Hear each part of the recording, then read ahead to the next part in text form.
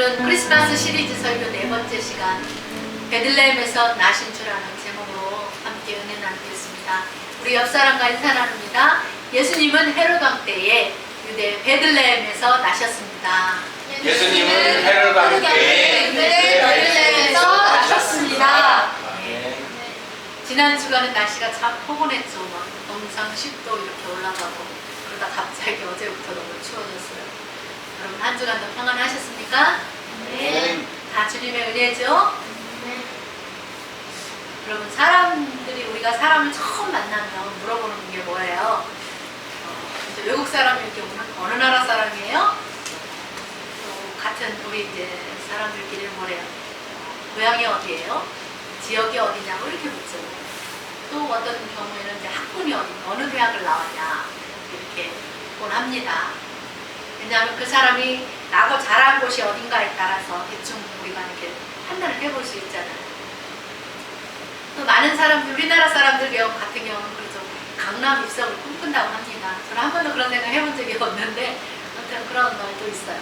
또 강남 학군을 만들기 위해서 이장 전입 신고도 하는 경우도 있고 그래서 논란이 있기도 합니다.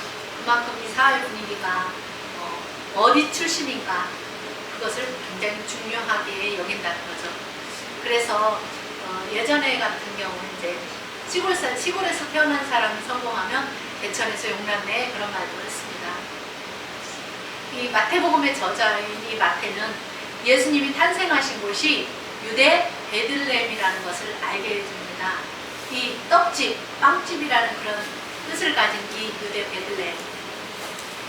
당시에도 아마 많은 사람들이 말씀을 연구하는 그런 사람들은 메시아가 유대 땅 베들레헴에서 나실 것이라는 것을 알고 있었습니다.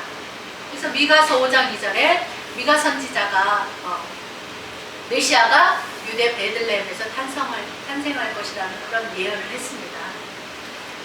이 유대 베들레헴은 그때 오래전부터 많은 사건들이 성경을 보면 그런 사건들이 있었고 또 다윗 왕의 고향이기도 합니다. 이 유대 베들레헴 이곳에서 그런데 메시아가 태어났다고 마태는 기록하고 또 선지자의 예언과 일치하고 있죠. 어쨌거나 유대인들에게 있어서 이 메시아가 탄생하는 것은 매우 기쁜 일이었습니다. 그러나 그 당시에 어떤 사회적인 정치적인 그런 환경은 과연 메시아의 탄생을 기뻐할 수만은 없는 그런 상황이었다는 것이죠. 오늘 우리는 이 마태가 그때 당시의 왕이 헤롯이라고 말해주는 것을 통해서 헤롯이라는 사람이 어떤 사람인지에 대해서 잘 알 수가 없어요.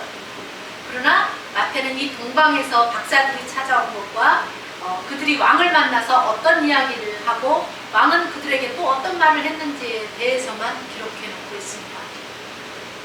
이 동방의 박사들이 헤롯을 만났을 때 한 말과 그에 대한 헤롯의 반응과 하나님의 간섭은 어떠한 것이었는지 우리가 말씀 통해 한번 살펴보겠습니다.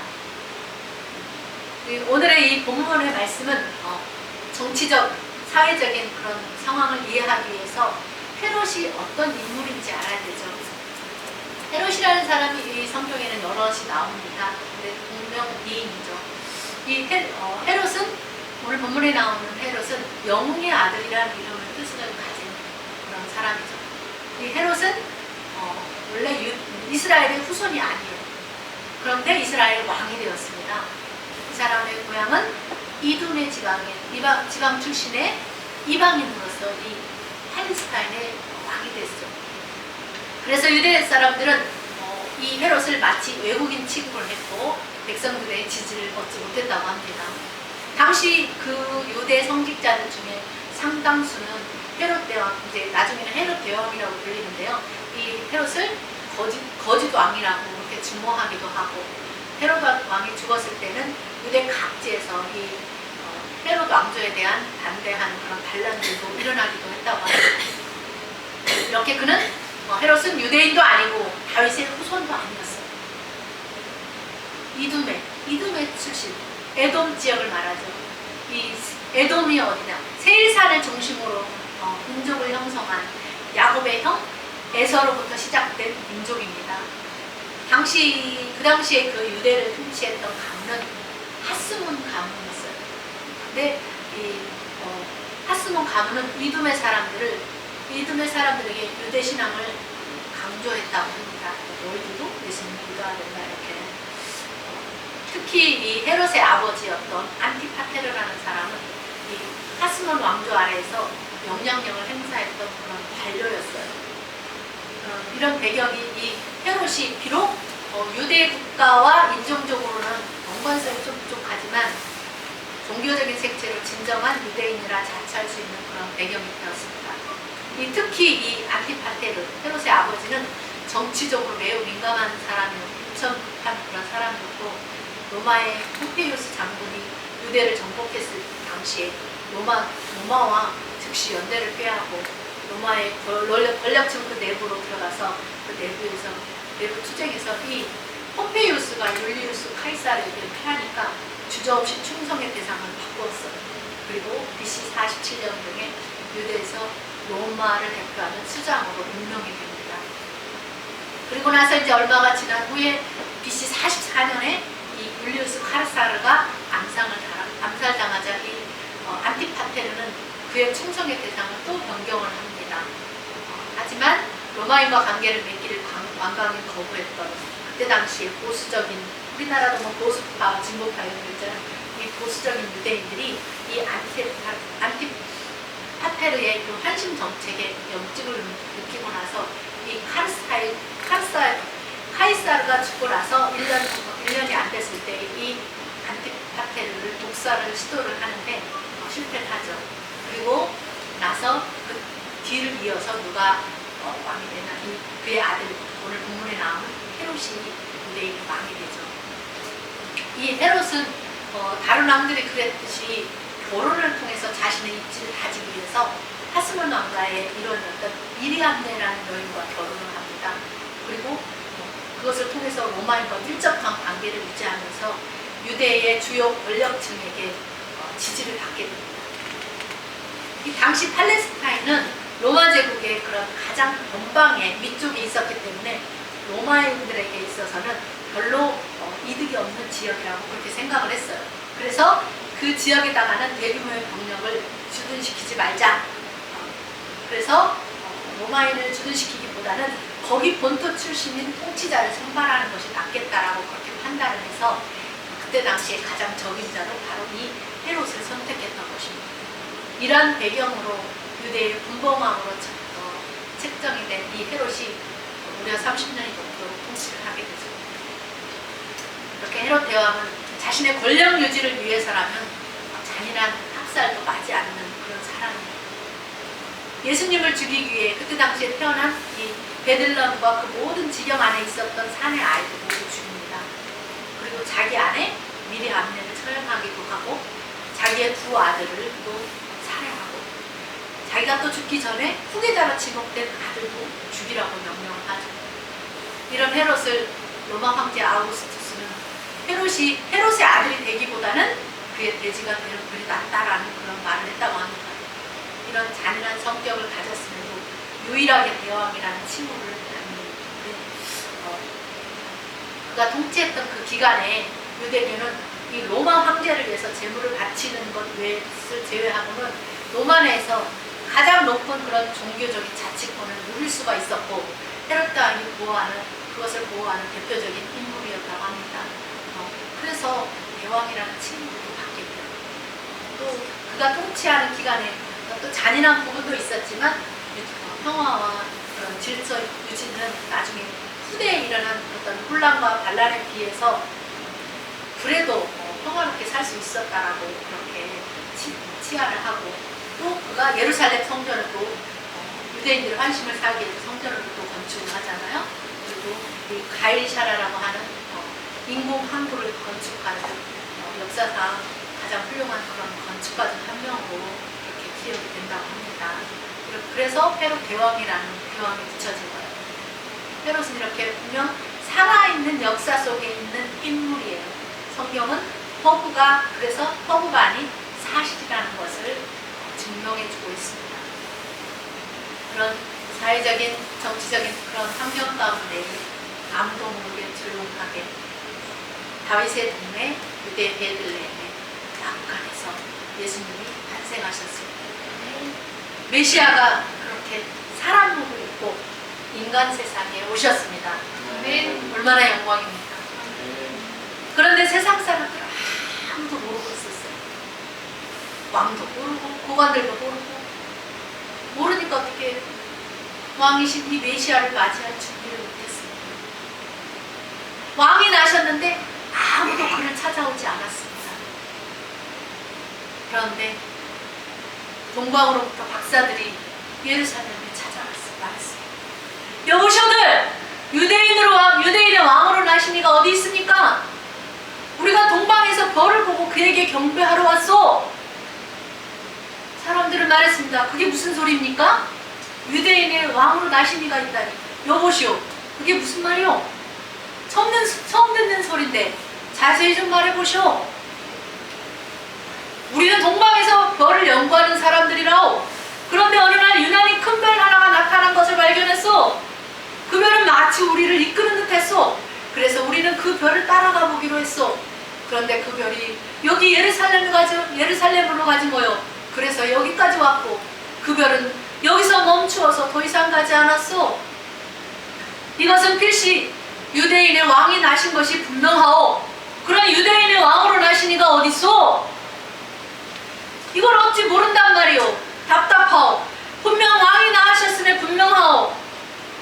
라고 동방에서 온 박사들이 말을 하니까 이 소식이 헤로도 왕에게도 알려지게 되고, 예루살렘 사람들이 이 말을 듣고 사람들이 놀라고 어찌 된 일인가 어리둥절해하고, 어떤 사람들은 흥분을 하고 시끄럽고 야단법석 소동이 났다고 말씀에 기록하고 있습니다.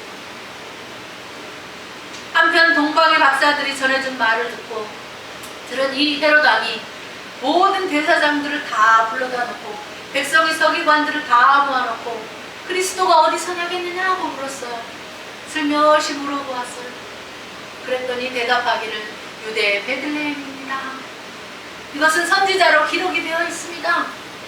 유대 땅 베들레헴아, 너는 유대 고을 중에서 가장 작지 아니하도다.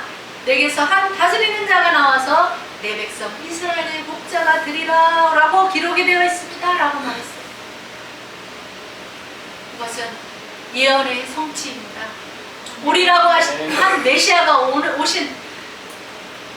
오신 것은 온 백성에게 미칠 큰 기쁨의 좋은 소식이었습니다. 하나님의 계획이었습니다. 하나님의 계획이 성취되는 날이었어요.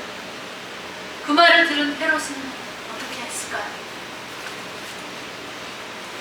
아무도 모르게 살짝 박사들을 불러다가 별이 언제 나타나는지 그것을 자세하게 물어보고 베들레헴으로 보냈어요. 그러면서 가서 그 아기에 대해서 자세히 알아보고 찾거든 내게도 구해서 나도 그에게 가서 경배하게 하라고 하는 그런 왕의 말을 듣고 박사들이 가는데, 동방에서 자기들을 이끌었던 그 별이 문득 앞에서 인도해 가다가 아기가 있는 그곳에 딱 머물러 서 있는 것을 보았습니다. 박사들은 그 별을 보고 매우 크게 기뻐하고 기뻐했지. 이 동방의 박사들은 큰 기쁜 마음을 가지고 그 집에 들어가 보았어요. 정말 아기와 어머니가 함께 있었어요. 그래서 그 동방의 박사들은 아기 예수께 경배를 하고 자기들이 가지고 온 귀중한 도배합을 열어서 그때 당시에 가장 귀한 것, 왕은 아련할 때에는 빈손으로 가는 게 아니었어요. 왕을 아련할 때 드리는 것은 가장 귀한 것을 드리는 거였거든요. 그들이 왕을 만나러, 유대인의 왕이 나신 것을 알고 만나러 왔기 때문에 가장 귀한 것, 황금과 위안과 모략을 예물로 가지고 왔고 그것을 드렸습니다. 할렐루야. 아멘. 그들이 혹시나 했는데 정말 유대인의 왕으로 나신 이가 이 아기라는 것을 알게 되었을 때 동방의 박사들이 얼마나 큰 환희를 맛보았겠습니까? 아니 유대인들도 모르는데 자기들이 그것을 처음으로 알게 됐으니까 얼마나 감격을 했겠습니까? 그들은 하나님의 영광을 보았습니다. 이런 은총이 아무에게나 주어지는 것은 아니죠.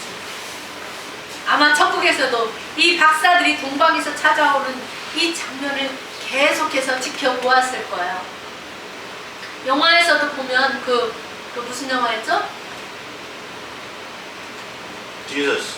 아니 아니요. 갑자기 생각이 안 나네.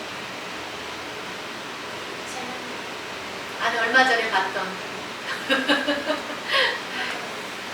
그 영화에서 보면 그 기획자가 있어요. 한 사람이 태어나서부터 트루먼 쇼에서 보면 그 한 사람이 태어나는 장면부터 시작해서 그 사람이 이렇게 성장해서 어른이 될 때까지 그 과정을 영화 감독이 이렇게 감독을 해서 그걸 촬영해서 전 국민이 보도록 하는 그런 내용이 있어요. 그런 것처럼 지금 하나님이 온 세상에 모든 인생들의 삶을 주관하는 감독자시잖아요. 그 감독 되신 하나님이 지금 오늘 그 유대 땅 베들레헴의 동방 박사들이 별을 통해서 보고 가도록 하는 그 장면을 하늘에서는 어떻게 해요?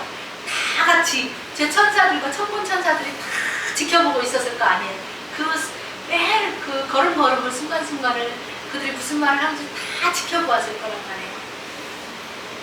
그리고 천국에서도 그들이 동방 박사들이 예수님을 만나는 순간에 하면서 얼마나 기쁜 함성이 울려 퍼지지 않았겠습니까?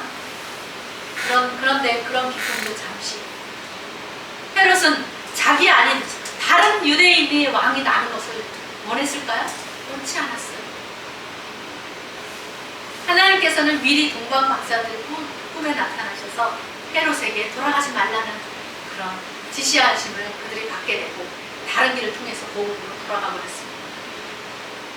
그 후로도 주의 사자가 요셉의 꿈에 나타나서 헤롯이 아기를 찾아서 죽이려고 하니까 이 아기와 어머니를 데리고 애굽으로 피해 있다가 내가 너에게 이를 때까지 거기 애굽에 있으라는 그런 말을 듣고 이 헤롯이 죽기까지 애굽에서 있다가 선지자를 통하여 하신 애굽으로부터 내 아들을 불렀다고 하는 말을 이루어지게 하셨어요.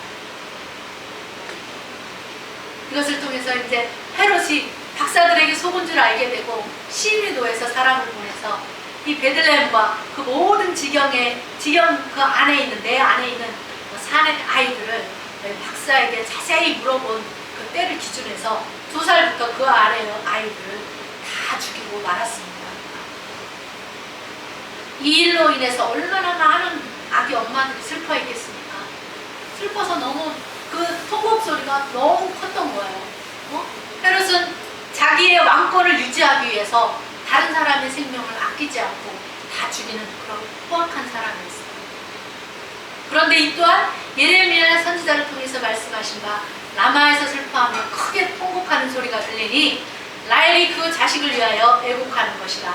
그가 자식이 없으므로 위로받기를 거절하였도다 함이 이루어졌다고 했어요. 자식이 없는 그 정말 애통한 심정을 통해서 그것을 하나님께 통곡하면서 울었던 그 심정과 같이 자기의 아들을 잃은 엄마도 그렇게 울었다는 거예요. 또 헤롯이 죽은 후에 주의 사자가 또 요셉의 꿈에 나타나 말해주었습니다. 자기의 목숨을 찾던 자들이 죽었으니까 이제 일어나서 아기와 어머니를 데리고 이스라엘 땅으로 가라. 그래서 요셉이 아기와 어머니를 데리고 이스라엘 땅으로 돌아가게 됩니다. 이렇게 그리고 나서 헤롯의 뒤를 이어서 그의 아들 아켈라오가 그의 유대의 임금이 되었지만 그래도 요셉이 돌아가기를 무서워하니까 선지자로 하신 말 꿈에 또 지시하심을 받아서 갈릴리 나사렛이라는 동네에 가서 살게 됩니다. 그럼으로써 이제 또 선지자를 통해서 하신 말씀 나사렛 사람이라 칭하리라 하심을 이루려 함이라 라고 말씀합니다. 그래서 우리도 지금 예수님 앞에 항상 뭐라고 합니까? 나사렛 예수 그리스도라고 이렇게 말하지 않습니까? 여러분 모든 나라의 역사의 주관자 되신 하나님은 당신의 뜻을 이루기 위해서 한치의 오차도 없이 그 일을 이루어 나가신다는 것을 알 수가 있습니다. 하나님은 그때그때마다 꿈을 통해서 가르쳐 주시고 또 때로는 어찌해야 될지 갈 길을 밝히 인도해 주십니다. 이렇게 해서 아기 예수님은 갈릴리 나사렛이라는 동네에 가서 자라게 되시죠. 아무리 악한 헤롯이 아기 예수를 죽이려고 한다고 할지라도 하나님은 그때그때마다 미리미리 알려주심으로 말미암아 피할 길을 열어주시고 어디로 가야 할지를 일러주셨습니다. 동방 박사는 아기 예수를 탄생을 알고 찾아와서 경배하려고 찾았지만 헤롯 왕은 아기 예수를 찾아서 죽이려고 했습니다. 그러나 하나님은 헤롯이 아기 예수를 찾아 죽이려 하는 것을 허락하지 않으셨죠. 그러므로 아기 예수를 죽이려는 그 위태로운 지경에서 건져주신 그 하나님, 오늘 우리에게도 마찬가지로 위태로운 지경에서 충분하게 건져주실 수 있는 분이심을 믿으시기 바랍니다. 아멘. 여러분, 이런 구원은 여호와께로부터 말미암습니다. 하나님이 창세 전에 이미도 작정하신 일은 한치의 오차도 없이 반드시 이루어집니다. 하나님이 작정하신 일은 아무도 막을 수가 없습니다. 마태는 유대인들에게 메시아가 정말 유대 땅 베들레헴에서 나신 것이 역사적인 사실이라는 것을 알렸습니다. 또 그분이 유대인의 왕으로 나신 분이고 예언이 성취되었다는 것을 알렸습니다. 그리고 하나님은 악한 생각을 가진 자들로부터 지켜주시고 보호해주시기 위하여 꿈으로 알려주심으로 피할 길을 내시는 좋으신 하나님인 것을 알렸습니다. 우리도 이렇게 알려야 될 줄 믿습니다. 유대인들은 아무도 몰랐고 아무것도 자신의 귀한 것을 드리지 않았지만 동방의 박사들은 왕을 맞으러 찾아갈 때 흰손 들고 가지 않고 귀한 예물, 황금과 유향과 모략을 예물로 드렸습니다. 이것은 가장 귀한 것을 드리는 헌신입니다. 하나님도 우리를 위하여 당신의 가장 귀한 아들 독자 예수 그리스도를 아낌없이 주셨습니다. 그래서 지금 얼마나 많은 사람들이 유대인의 왕으로 나신 예수 그리스도를 예배하지 않습니까? 예배도 귀한 것입니다. 남들이 안 하는 것, 그것을 드리는 것은 귀한 것입니다. 오늘도 여러분들의 귀한 시간을 들여서 하나님을 예배했습니다. 하나님은 그것을 가장 귀하게 보십니다. 아멘. 여러분, 유대인의 왕으로 나신 그 예수님의 탄생하심을 기뻐하시기 바랍니다. 그분은 만왕의 왕이고 우리의 왕이십니다. 예수님의 탄생하신 날 크리스마스가 매년 있지만 점점 희미해져 가고 있습니다. 그러나 세상이 아무리 변한다고 할지라도 우리는 주님이 오시는 그날까지 변함없이 하나님을 예배하는 사람들이 되어야 될 줄 믿습니다. 아멘. 오직 하나님의 영광을 위해서 삽시다. 아멘. 예전에 성령님이 그러셨어요. 저희가 좀 가난하고 힘들게 살 때 돈이 없으면 예배를 드려라. 여러분, 노아도 아브라함도 예배에 단을 쌓았다고 했어요.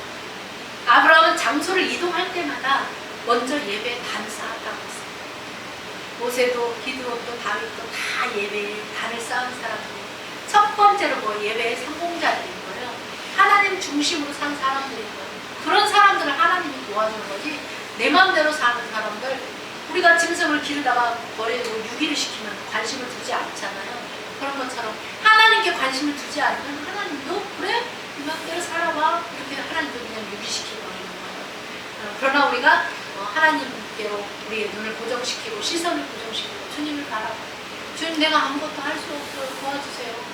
주님이 함께 해주세요. 라고 하면서 주님을 먼저 찾는 거, 어려움이 만날 때마다 내가 막 뭔가를 하려고 계획을 세우기보다는 하나님 이럴 때는 어떻게 해야 되죠? 주님 어떻게 해야 돼요? 생각나게 해주세요. 도와주세요. 성령님 가르쳐주세요. 그렇게 지혜를 구하고 하나님의 도움을 구하는 자를, 그런 사람들은 뭐예요? 삶이 예배가잖아요. 하나님과 함께 있는 게 예배인 거잖아요. 그분이 내 안에 있는 것이 예배이고, 너랑 나랑 함께 되는 거, 그게 진정한 예배죠. 그렇게 사는 사람이 삶으로 하나님과 늘 함께하는 것이 삶으로 하나님을 예배하는 것입니다. 그렇기 때문에 하나님은 어떤 사람을 축복하시냐? 하나님을 예배하는 자, 하나님 말씀 듣고 그대로 믿고 순종하는 자를 축복한다는 것을 우리는 성경을 통해서 너무나 잘 알잖아요. 그들만 축복받으면 되나요? 우리에게도 너희들도 이렇게 살라고 본보기로 말씀을 주신 거잖아요. 너희도 이렇게 한번 해봐. 저도 그렇게 누가 보고 하면 나도 해봐야지, 나도 저렇게 해봐야지, 이렇게 따라했더니 그대로 되더라고요. 우리 그렇게 하라고, 그렇게 살라고. 우리가 어떻게 어디로 가야 될지 무엇을 해야 될지 알지 못하니까 이 성경이 내비게이션 이렇게 하면 되라고 쉽게 빠른 길, 지름길을 가르쳐 주기 위해서 이 기록된 말씀을 우리에게 주셨잖아요. 하나님이 영이기 때문에 그분을 우리가 만날 수 없기 때문에 말씀을 통해서 하나님과 만나라고 이 기록된 말씀 주셨잖아요. 그런데 이 내비게이션을 갖고 있어요. 그런데 내비게이션을 탁탁탁 안 찍고 내 마음대로 운전하고 가다 보면 가만히 있어요. 여긴가 저긴가 헤매잖아요. 그러나 내비게이션이 차에 탁 정착이 된 사람은 탁탁탁탁 찍고 가면 어때요? 걱정 없이 방향을 가르쳐주는 데 우리가 가는 것처럼 우리 인생도 그런 거예요. 하나님의 말씀이 우리의 인생의 내비게이션이고 하나님이 지시하는 대로 따라가는 거예요. 아브라함도 하나님의 지시를 따라서 갈대아 오르를 지나서 하란을 지나서 유대 땅 예루살렘까지 갔잖아요. 그런 것처럼 우리도 그렇게 하나님을 예배하는 하나님의 말씀을 따라 인도함을 받아 살아가는 그런 사람들이 되어야 될 줄 믿습니다. 아멘. 그리고 또한 우리의 지금의 나의 삶이 나의 내일을 만들어요. 내가 아무것도 일어나지 않으면 나에게 아무 일도 안 일어나요. 내가 기도하지 않으면 나에게 아무 일도 일어나지 않습니다. 여러분, 결코 기도하는 것을 쉬지 마세요. 성령님은 그러시더라고요. 문제를 기도로 풀어야 된다 그러시더라고요. 우리는 문제를 가지고 있어도 기도로 풀려고 하지 않아요. 이 나에게 내가 하지 못한 이 문제는 하나님밖에 할 수 없잖아. 그러니까 기도할 수밖에 없어요. 그래서 하나님께 기도를 맡기고 안 해야 되는데 기도하지 않아요. 그냥 쉬어버려요. 손을 놓아버려요. 너의 손을 쭉 늘어뜨리지 말라고 그랬잖아요. 그래서 우리가 어떻게 해야 돼요? 늘 무시로. 저도 그래요. 설거지를 하면서도 기도하고 빨래하면서도 걸어가면서도 화장실은 그냥 무시로 기도하면 성령님이 탁탁 어떤 이렇게 순간순간 주는 말씀들이 있어요. 그러면 또 기도의 방향을 바꿔서 기도하기도 하고 그러거든요. 기도하다가 항상 기도하고 쉬지 않기를 바라고 기도하다 낙심하지 않기를 바랍니다. 하나님의 자녀된 우리가 기도하지 않으면 하나님은 아무 일도 안 해요. 아무 일도 일어나지 않아요. 기도는 어때요? 한 나라의 역사도 바꿉니다. 한 가정도 바꿉니다. 기도는 우리의 만사를 변화시킨다는 그런 찬양을 하잖아요.